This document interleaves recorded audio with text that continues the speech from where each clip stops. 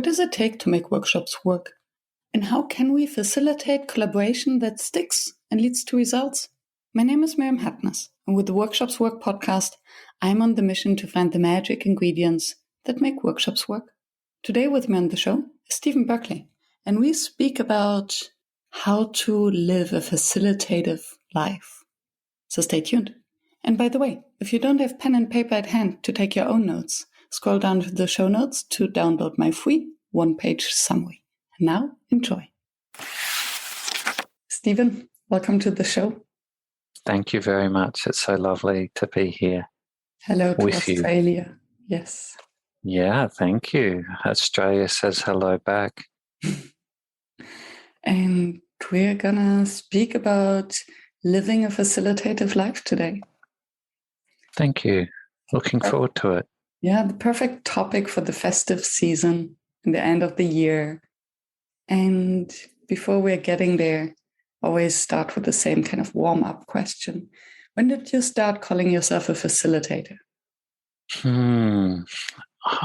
I've really not sure. I think I had about in 2012, I had an illness, a medical illness, and it was a time of off work and unplugging from everything. And as I was coming back into the recovery phase, I was just doing a reflection on my life and my career and what I'd done and what were my strengths. And then all of a sudden what popped out at me was facilitation. And I thought, I really would like to shape that more and be more deliberate around my facilitation practice per se. And so I think it's only just recently that in my LinkedIn profile, I'm calling myself a change and culture facilitator, but it's not a title per se that I'm a facilitator. It's more that's what I do, but it's not my title, so to speak.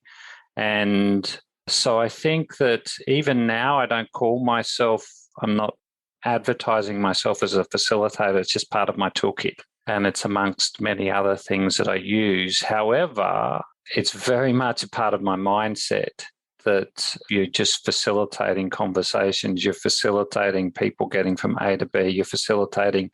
When I mean A to B, I mean, transitioning from one part of their life to another part of their life, or, from being a supervisor to a manager, from a manager to a CEO. Those types of things require a certain amount of being facilitative. Mm-hmm. But yeah, I think I can't really recall when I started calling facilitator, but I think about 2012 when I recognized my skill set around facilitation. Mm-hmm. But even then, I didn't. I've never had a job title that's called myself a facilitator. It's just part of my toolkit. Interesting. I hear that a lot. And I would be curious, you mentioned a few words that I would like to unpack. So the facilitation as a mindset as opposed to part of a toolkit, so something you do and something you apply to your thinking. And then the facilitative, what is the difference between facilitative and facilitating? Yeah, what a great question. There's so many aspects of your life, and I'm not sure if there is too much of a difference, particularly when you're being facilitative in so many things in your life and it becomes a part of who you are and what you do. And, there's definitely times where I guess you try not to be facilitative deliberately. And I remember having, I lived with two other gentlemen, and we were sitting around having Friday night dinner. And I remember asking a question, and my friend said to me, he said, "You've just made it like a workshop, Stephen, with that question." And I went, uh-huh. And so, yeah, I think it can become, you're so into that mode and you can see the benefit of it, you forget when not to use it.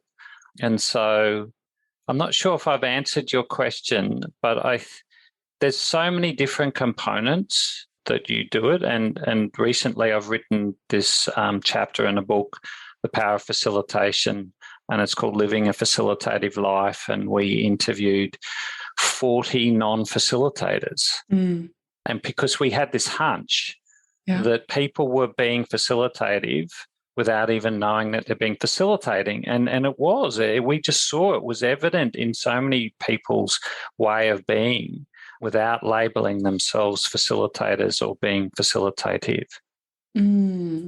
So what I hear is exactly this nuance that being facilitative, it's basically, if I understand it correctly, you absorbed it so much that it becomes a second nature, something intuitive, unconscious, whereas facilitating is the conscious application of a craft, of something we're doing. Yeah, but there's also that component of it that is it a part of us anyway, and it's just a bit dormant, and it's through practicing it more it becomes alive. And I guess that's part of, I guess my argument is that we do have it as a part of us. And when we see somebody else doing it and then we go, oh yeah, and it starts to emerge from us. I would like to dig deeper into that and hear from you.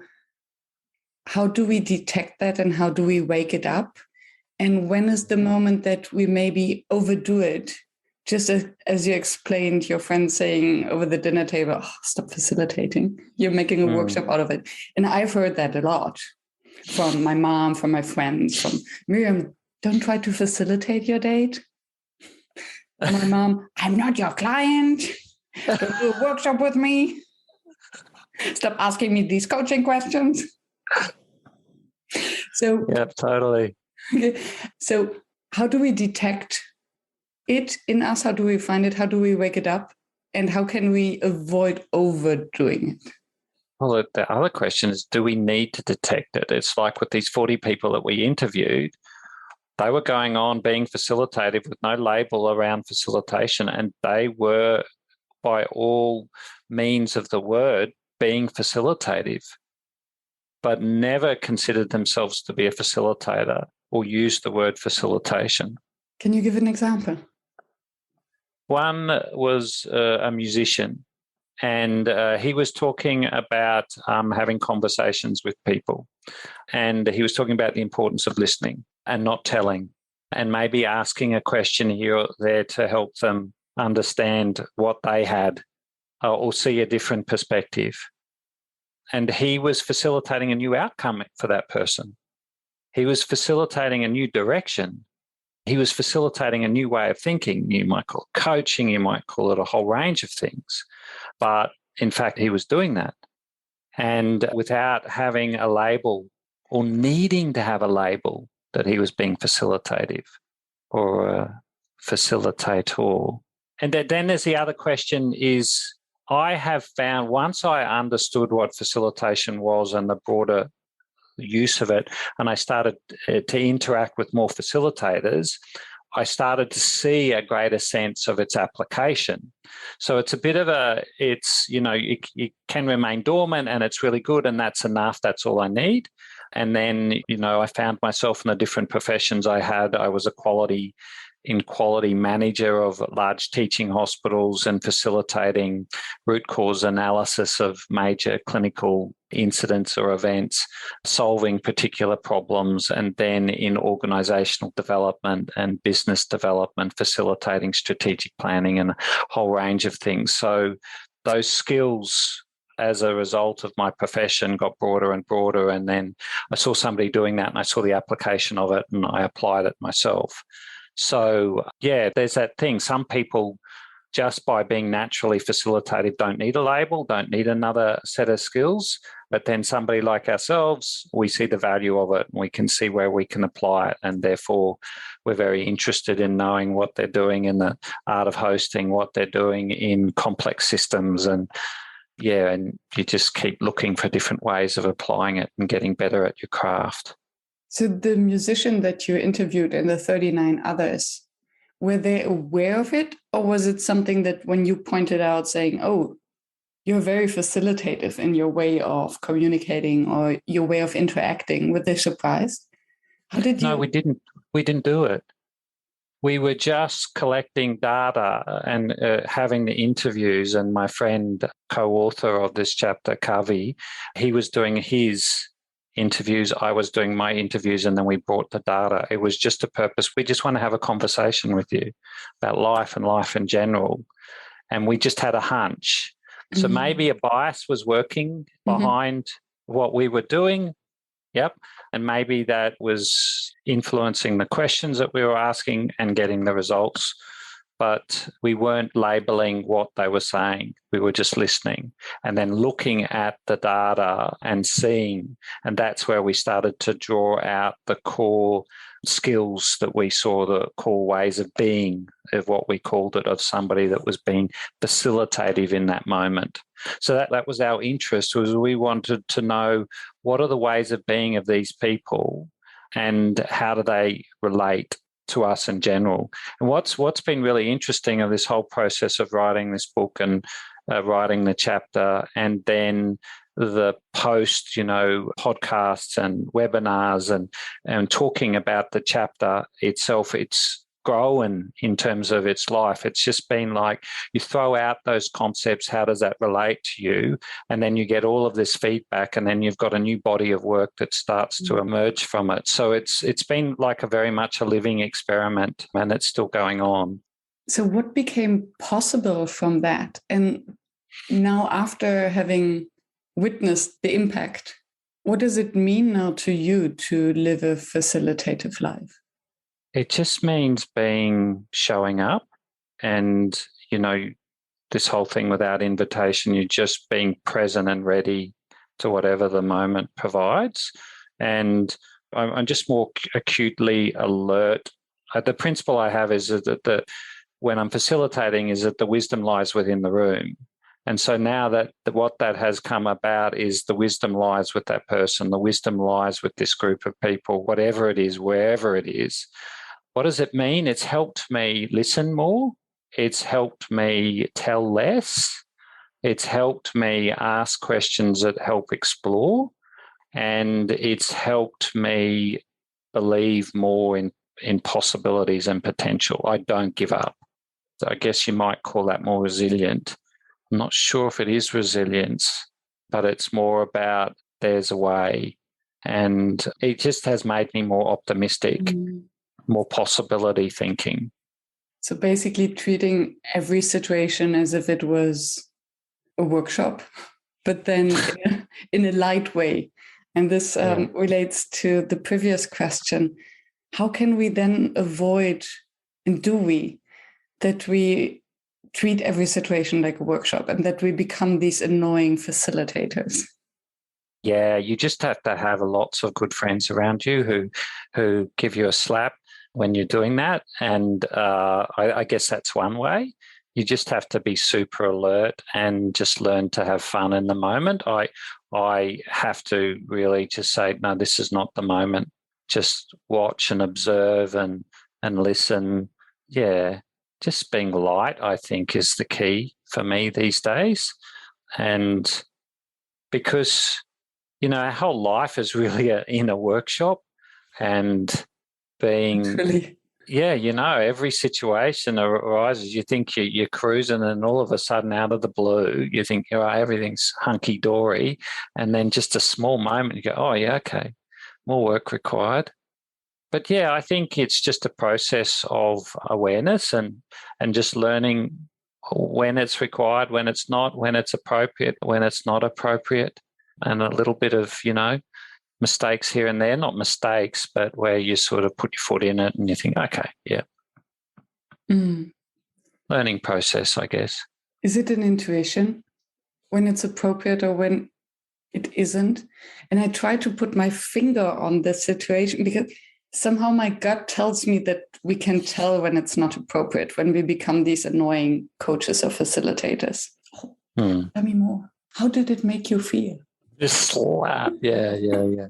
As my same housemate, he says, I'm going to give you a thick ear. So that's our way of saying, stop it, Steve. That's his way of saying, stop it, Stephen. But I think, the whole thing of intuition is that thing of where to be, what to say, what not to say. That's the key for me. And I think that as facilitators, the more I've spoken to people, the more the facilitators who feel really who have tuned in and amplified their intuition do actually cultivate silence, are okay with silence, do have some type of practice where they unplug and allow themselves to unplug so that they're amplifying that internal quiet so that they can pick up the moment of where to be, who to speak to. And I think it's a real experiment because I've really experimented in my work life because I worked in healthcare for 33 years and I worked as, large teaching hospitals, really actively involved on a day-to-day basis. And when I was living in India, I was administrator of a trauma centre. And by its very name, we would get lots of road trauma and what we would call mass casualties, where you'd get lots of, a bus would overturn or a Jeep would hit a parked truck and you'd get 13, 14 people, coming en masse, 40 people, 50 people coming en masse from a bus accident. And that's when I really got to experiment with silence and intuition because you had to have your shit together. And, you get a phone call in the middle of the night, you know this is happening and you get there and, you've got to clear all of the hospital wards. You've got to turn wards into operating theatres. And it's, there's a heap going on. And that's where I really experimented and got to see, that whole thing of intuition, which for me is knowing where to be at the right moment in the right place and things flow. But I think once you say, I want to amplify my intuition more, then you're looking at what the building blocks of intuition is. And, what are those moments when I ignore it? What are the outcomes of that? And you just keep doing experiments and you've got that feedback loop, particularly if you have a reflective practice or something. And if you give yourself the time to sit back and observe, be silent and just let it sink. I'm intrigued. And this one phrase of yours just stuck with me, the amplifying the silence side of you. It's just the power of this word or concept. And silence is then literal, or is the inner game and the state of mind, but it's also literally. So in such a situation as you described it with 40 traumatized people coming in, if you don't have your shit together, your stress will spill over to the group and will create more stress. So you really need to find your inner calm. So I wonder, how are you now applying these learnings and this mindset to the group work you're doing back in Australia? So what have you learned from dealing with these crisis situations about just another workshop and not falling into the trap to say, aren't you exaggerating that you have the impression that your life is difficult? Go to India and look at their life. So there is a trap that you could become sarcastic and not take the small struggles of life seriously after having lived the other extreme. Yeah, wow. I think a few things that I do is around the preparation before the workshop which ground me in their current realities and who they are and what they're going through, just that sense of empathy. So putting in enough time to being with the people, not everybody that's going to be in the workshop, but at least the core team to get a real feel of them and as people and their current realities so that you can be grounded in that. So that's one part of my practice. And the other part of the practice is the silence before the workshop. So when I'm co-facilitating with my colleague, even if it's online, is that time that we spend just holding the intent. We used to do it so much more easily when it was face-to-face, and now we're having to, because we would just do it, we'd just have that switch 15 minutes before, we would just sit down, we'd just both sit there. And we weren't talking to each other. And then trying to plan all of that into the virtual workshop and doing that wasn't as easy. And we have to be more deliberate. We're in different parts of the world and when we were face to face, it was just our own presence of each other. We just didn't speak to each other. So I think that preparation of prior to the workshop, but also during, and checking in with the people who are the co-designers of the workshop, how things going, in terms of my language that I'm using, is there anything that's not they're used to? There's just so many different things. And then the last thing is, at the end of the day, sitting back and having a really honest reflection around how the workshop went. Mm-hmm. So I think that they're all of my practices is it's the design and the preparation and meeting with people, making sure I'm in touch with their realities and really listening to what's going on and trying to reflect much as possible about that, the silence before. And look, I think if anybody's listening to that and saying this is woohoo type of stuff, please don't believe a word I say. Experiment with it. Experiment for yourself and see what is the difference of just sitting there and holding the intent, or just having that quiet time before people enter the room, or virtual room or physical room or whatever it is, and regular check-ins with the team as you're going through the workshop.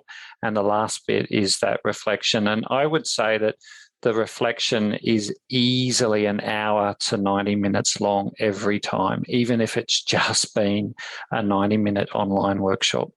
Now, you might say that that's a real investment, but I just think it's crucial. Otherwise, we don't learn, right? I would be curious about your routine in this reflection. Do you have something like a questionnaire that you would go through? 3 questions? Yeah, 3 questions. Same questions every time. What are the questions, if I may ask? Yeah, we start with what worked well. That's question number 1. And what could have we done differently? And what's our action? What are we going to do next?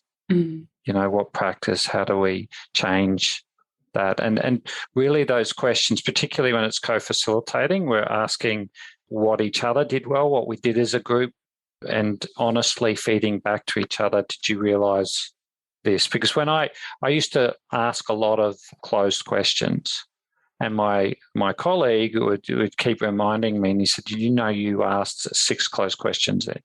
I said, "No, I wasn't even aware." And he said, "Did you know?" Well, this had just closed the conversation down. I said, "Okay." And so it was that just helped me aware of a particular style of mine, and his watching and helping me reflect on that helped me change that. Yeah, so we are brutally honest with each other with respect to what we noticed in each other. Thank you so much for sharing that. This blind spot of ours that we are asking closed questions, even as coaches and facilitators. And I think it just highlights the importance of having this sparring partner or colleague or mirror, or however you want to call them. It happened to me recently in a podcast interview. I was asking a question, and then I realized I'm asking a totally closed question, giving the answer myself. What do I expect my interview partner to reply? Yeah. I've to help myself, I came up with a list of all of the words that a closed question starts with. So I can share that with you and the listeners. And I did it on LinkedIn so that I could populate some more to that. And that was really helpful. And so I had that list so I know. And just having the exercise of writing that made me more aware of, I was just about to ask a closed question, even mid-question, and I'd go, and I'd change the words around. Do you have maybe 1 or 2 examples at your fingertip? Was there is a yes or no. Did you? Was there? Did you? I can't remember the rest. I'm sure I'll come up with a few more in a minute or 2. But it was really helpful to write that list. Once I'd written it and I wrote it with my own hands, it was useful. Just says he who can't remember them all. You don't have to anymore. Yeah. Now you have your list. And I guess that looking back at the list from time to time, it becomes a muscle you train. I have this list of words that I don't want to use.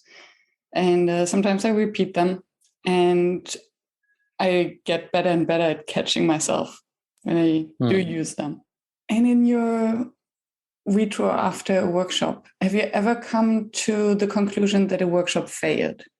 No, because I think a workshop failure, the different perspectives, aren't there? So there'll be the participant's perspective and there'll be your perspective. But from my perspective, because I'm always looking at what worked well, what didn't work well, what can we do differently, that there's always something that worked well within that workshop. And even if the participants thought it was a failure, from my perspective, the fact that I realised it was a failure, I would have worked out what to do differently. So therefore, it's not a failure, because a failure means futile to me, and it's not futile. And we're not perfect, and we are learning, and there will be times where we didn't do it so well and we could have done it better. But, so what? Make a mistake here or there. I think that that's totally okay. When it comes from the participant's perspective, failure might be, that we didn't get the outcomes that we had desired, that there was, not all of the voices in the room were being heard. There was very little engagement and it was didactic. But to see a workshop as a complete failure, I'm not sure if I've ever seen that myself. There's definitely been ones where I would do better and wasn't so happy. We had one online workshop which we just weren't totally happy with it. We didn't feel great about it at the end of it, but still there were parts of it that were good and we weren't going to change that worked. So I think, I just think it's a loop. And I come from a quality background, and we use this model which was called the Plan, Do, Check, Act. Mm-hmm. PDCA, and it's often called Plan, Do, Study, Act. Plan what you're going to do what you said you were going to do, check that you've done what you were going to do, and then act to hold the gain. So I think because of my background and training in quality of, you're constantly improving and, action learning and all of those things, it's for me is, okay, there's always something to take away from it. Makes sense. And thank you for emphasizing both sides, the facilitator and the participant. Yeah, they'll always have perspectives, and it's important to touch out, and we'll be after a workshop trying to touch into many of the voices as possible to find out how it went. So I think that that's important. It's not a one and done. There's so many opportunities for you to learn from it and trying to get as many data points as you possibly can. People, if they really like it, they're going to tell you. If they don't like it, they might not be as willing to tell you. So, but you've got to find ways to get that data. Yeah, which is then again about creating the space where you can be genuine with and to each other, and where I like to play with the concept of safe space and calling it a brave space. So a space where we can actually take risks. And yesterday in a workshop, I think it was Did you call it a wave space? Brave space. Sorry, yeah, brave. Yeah. To take risks. Yeah. And yesterday I heard the beautiful quote, if you cannot fail, you cannot learn. So much truth to that. Mm. If you're not taking any risk, then there's no opportunity to learn and to improve. Mm. But you really need to set the stage for that. Yeah. I think also in my childhood, I don't think the language was used so much. Fail. Yeah, failure. It wasn't so much a sense of failure. I don't think it was always, go on, get up, have another go, fall off the bike. Yep. Okay. Got 6 stitches in my head. This happened. It wasn't a sense of, you idiot. What did you do? Okay, get back on the bike, fall off the horse. And I did. All of these things I'd done. Get back on the horse, nearly drown, get back in the water. And it was no sense of woe is me, that we weren't given that opportunity. My sister was a state level gymnast, falling off the beam and doing all of that type of thing. Or I think sports really helped us realize that you just pick yourself up and you go for it again. Yeah. It's so interesting how this mindset is nurtured from early childhood as you mentioned, and it reminds me of something that I heard in a podcast interview. I think it was about the difference between the upbringing of boys and girls, and an alternative explanation why girls tend to be more risk averse and less competitive. So when parents in Western societies, they would bring their boys to, let's say, Saturday soccer. And if their boy sucks, then I would say, you know what, now we're going to go on the field more often for you to practice so that next week you don't suck anymore. While when they bring the girl to soccer class and she sucks, they're like, oh, maybe tomorrow we're going to try swimming. Or let's try dancing to protect this girl from the feeling of not being good enough, which then in the end actually teaches girls, the fact that it's part of the game. And if we try more, we get better at it. It's not failure. And that didn't happen in our household. We all did the same things. Yeah. We all had a go. It wasn't, in that definition, my sister's a girl, she won't do that. We just had a go at everything. Hi, this is Andrew. I'm a facilitator and head of customer success at Session Lab, the dynamic workshop planner tool. More than 30,000 facilitators, trainers, and coaches use our workshop planner tool and save time and effort in the design process. So, how do they do it? Our drag-and-drop agenda builder makes it easy to transform your ideas into high-quality workshops, and the timing of your agenda automatically updates when you make changes. You can collaborate in real time with your colleagues and easily share professional-looking printouts with your clients. And if you need inspiration, you can check out our library of more than 500 activities and exercises and simply drag the ones you need right into your workshop agenda. So check out Session Lab to save time and effort in your workshop design process. And now get your first 2 months of Session Lab Pro absolutely free at sessionlab.com/workshopswork. I'd like to come back to the silence that you mentioned. And because from what I heard, it sounded as if you're using silence as an instrument for your inner game. So to center yourself, to find peace, to connect to the purpose and to your participants, to your co-facilitator. And I'm curious whether you also use silence for the outer game. So in the work with your groups, and how? Definitely do use silence, as in it just depends. Again, it's about feeling the room and starting off with grounding exercises. I've noticed that it's more and more appropriate than it was 4 or 5 years ago. So it's definitely something that I'm doing more of, the grounding exercise, just honouring that, people have come into that and, they've all of the activities with getting their kids ready for school and everything that's going on in their world. And it might be towards the end of the financial year. It might be towards the end of the school academic year. And there's always something going on, and giving them permission and just saying, look, we recognize there's heaps of stuff going on, and we just do a grounding exercise, 2 to 3 minutes. So that's an important thing. And even within, whether it's virtual or face-to-face, giving space for personal reflection. They're writing and they're speaking to each other, and you can facilitate that, put a little bit of music on. You can do that virtually and in the room.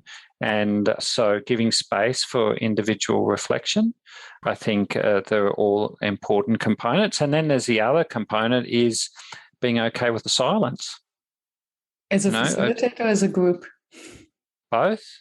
Yeah, you've got to be okay. You're not trying to rescue them from that silence. And just let it. And then all of a sudden, somebody's actually using that time to reflect. And then they'll say something and boom, it's like, oh. I'm coaching some 14-year-olds, and one of them in particular, I can wait there 3-4 minutes. And it was really uncomfortable for me. And then he'd just come up with something. And then he needs that space and time, and he wants that space and time to think. And I had to learn to be, you could hear myself, shall I say something? He's not saying anything. And then I just had, no, this is his way. So I think you start with small experiments and you see what's liking, you feel the fidgetiness of people in the room and you just test it out a little bit. Or you can speak to the people that are designing the workshop with, this is what I'm thinking, do you think it'd be appropriate for this group? And, some say we'd love to experiment with that. But I'm finding more and more people are okay with it because they don't get given that space in the workplace.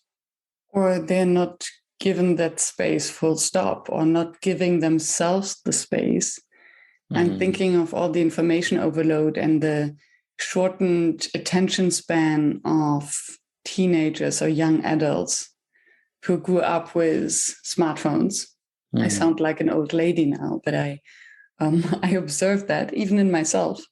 And then getting the gift of silence and pause, is a gift. I realized that when I work with, especially with corporate groups, when I tell them in the beginning of a workshop, okay, let's take 2 minutes to just do a mental download, write down everything that's on your head that could distract you in the next X minutes or hours.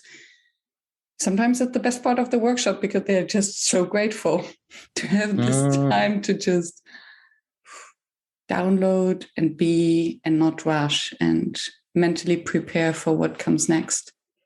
I'm going to use that. Magic. And I like what you said, that it's the gift of silence. And again, I think it's something to experiment with.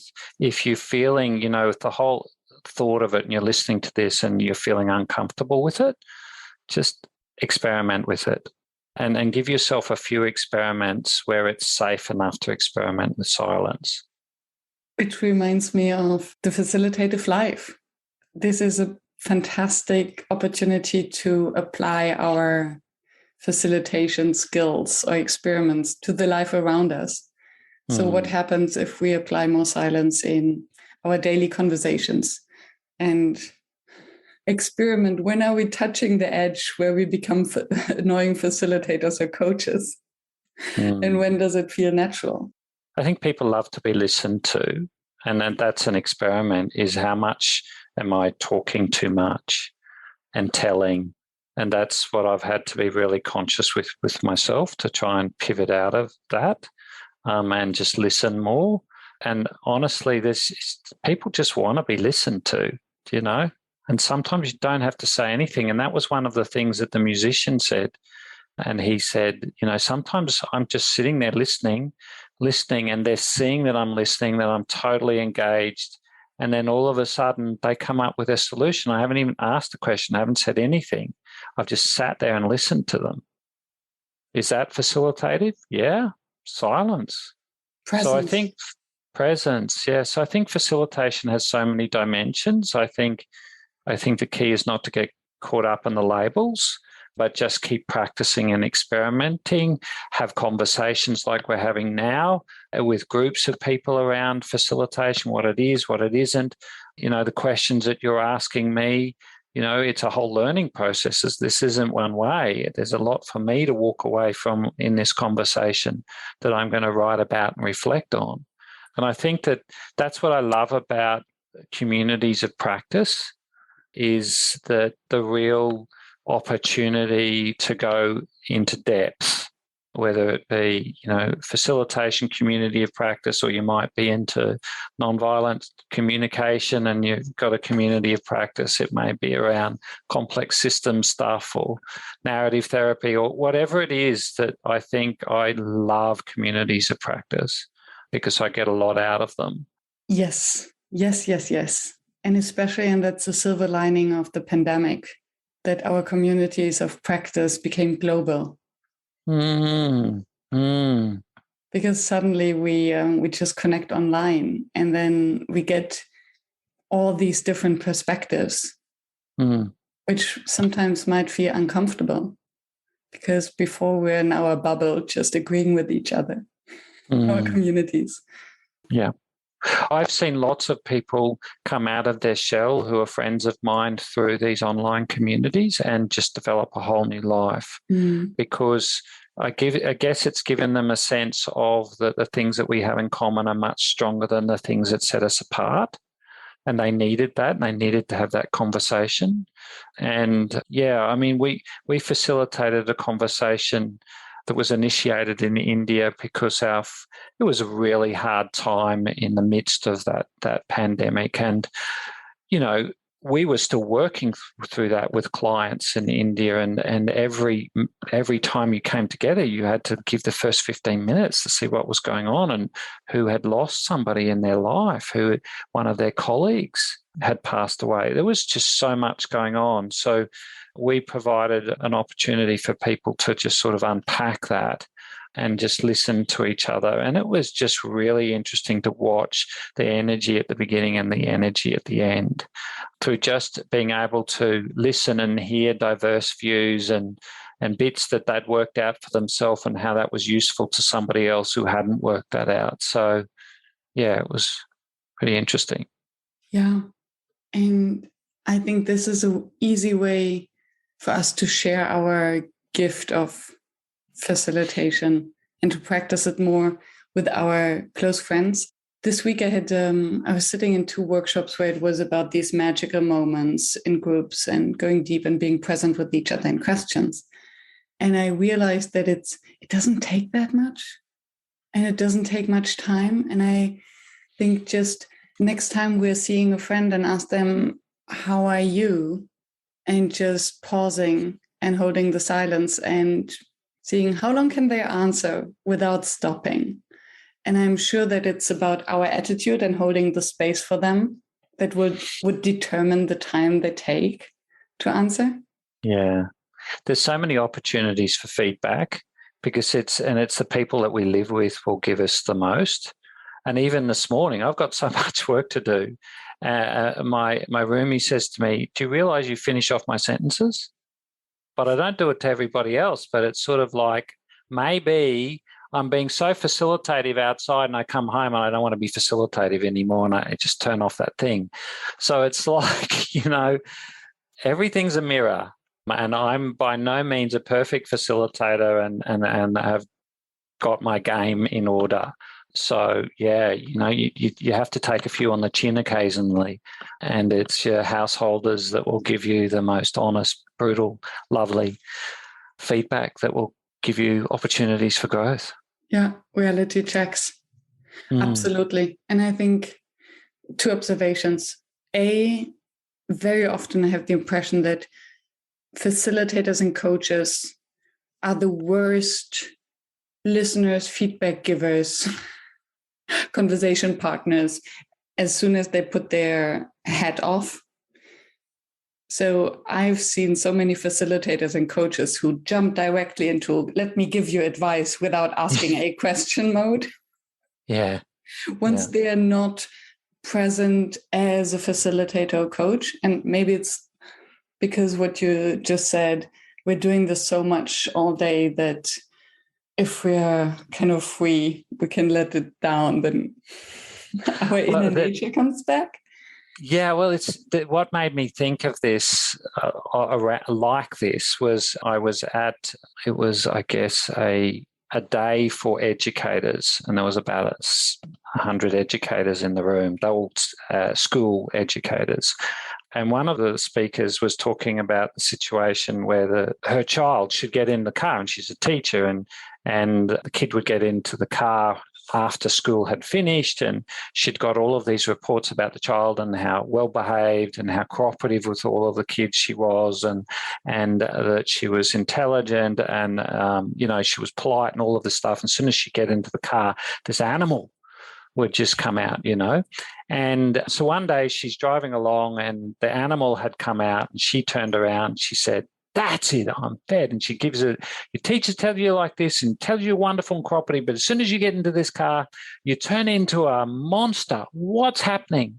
And the little girl just looked at it and just turned around and said, "Mum, I've used up all my good in the classroom." So that when she's used up all of that being good, and then she gets into the car and that's it, the facade is over. I don't have to hold that facade. And I think the same applies. You're putting so much energy into being there for that person and then when you get with your loved ones, it's just like, I've had enough. I just want to be a bastard. Yeah. not consciously, but it's how to, Yes. And also wonder whether it has to do with our loved ones. And when you said your roommates told you that you're finishing their sentences, I wonder whether we're fighting most with our close ones, with the ones we love, because we assume that we know them. And there is this moment where you stop asking questions. So, of course, I finish your sentence because I know what you're going to say. Really. And it comes from a place of love and maybe just efficiency. I'm asking so many questions. I'm curious about everyone. I don't want to be curious about you anymore. Can I just rest? And now I wonder, how can we then nurture this facilitative life? How can we truly and generally live a facilitative life where asking questions and being good and being curious and listening and holding space is not a mask, but it is who we are, so that we can do it in the workshop room as much as around the breakfast table? I don't know if I know the answer to that, because I think it's work in progress on that front. But if I'm getting less of it, and it just comes back to being aware of it and having honest conversations about that. Yeah, and I think it's being okay with those moments when you haven't been facilitative and you've told, is just being gentle on yourself. And I think that the sign of that is how quick it takes you to recover from that moment. And I think that that's the key. It's not that I am not, it's how quickly I recover from it and forgive myself and I'm gentle with myself. I think that they're really important qualities that I've found that I've had to nurture in myself, is that gentleness and that forgiveness. And I said, yep, it's okay. You make mistakes, move on. And the more you can quickly get over it, the more they can quickly get over it. So that's just my experience. Yeah, I love you anyway kind of approach to ourselves. I remember when I was a child, I always told my mom, I love you anyway. And I didn't understand the power of my words until one day she told me this is actually the biggest love declaration, because it means that, with all your flaws, I love you anyway, Mom. Yeah, totally. Yeah. Well, it's funny, even though that happened this morning, the sense of how we used that moment and the humor of it for the rest of the day was really quite funny. And so that humor disarms you. Yes. And you don't become so critical or you've judged yourself. And that is a real art on behalf of my roomie. And it is your inner game, because what is humor to you in one situation might be a slap in your face that can cause a huge fight in a different situation, because humor is also what we make out of it. So if someone tells me I'm childish or immature, or I'm finishing sentences, I might laugh about it because I know that actually it's not true, but in this situation, yes, it was. If I doubt whether it is true in all situations, I won't laugh about it, I'll cry. Yep, good point. Really good point. I mean, what are the secrets in all of this? I don't know. I think it's that constant process of being reflective. There's moments when you're not reflective, that's okay. Having communities of practice, having good friend groups, having co-facilitators where you really honestly debrief. Yeah, having stretch things that really stretch you, bigger projects, more complex situations. That's an important part. All of those things are a part of getting better at all of this. And I think the number one thing that I've learned, I guess, particularly from my time in India, which I was there for 13 years, and we work 6 days a week there. Many of my colleagues were over 70. I had a friend who was a surgeon who was still operating 12 hours a day, and he was 80 plus. And my biggest realization is work is the way. And it's the way to my growth. It's the way to being a better person because of all of those situations it provides me to stretch myself, to be, to use all of my resources, my inner resources. So I think that there was a period of time where I was wanting to do less work, and I'd gone down to 3 days a week so that I had more time to do all of these things. Then I went and lived in India, and it was 6 days a week, and it was 7 days a week, really. And then I had 1 day off a week, and it was Sunday, and I really learned how to value it. And I completely valued that day, and it just helped me be more grateful for what I had, enabled me to use my resources better, and enabled me to see there's so much more to me. I can do so much more than I give myself credit for. So yeah, I'm really grateful for that sort of cultural experience that I had when I was working in India. Thank you for sharing that. It's a beautiful reflection of our conversation, how it all fits in also to your personal experience. If someone in the audience would like to start living a more facilitative life, what would be your advice to them? Experiment is the first thing, and there's opportunities to experiment in an incognito way without people thinking that you're running a workshop on their life, and just experimenting with different questions, experimenting with just listening more to when you want to tell, and trying to train yourself to listen more and tell less. Even give yourself that as an experience just for 1 week. So I'm going to be more conscious and aware of when I'm thinking I want to tell somebody, and then I'm just going to press the full stop and just check, is there anything else I can do in this situation rather than telling and giving advice? And that is really a door opener for facilitation. Tell less, ask more is the simple practice that you can do, is just for 1 week, be conscious of where I'm wanting to tell. Wonderful. And it may be your children, it may be your partner, it may be your colleagues at work. There are so many opportunities that you can experiment with, except maybe your cat.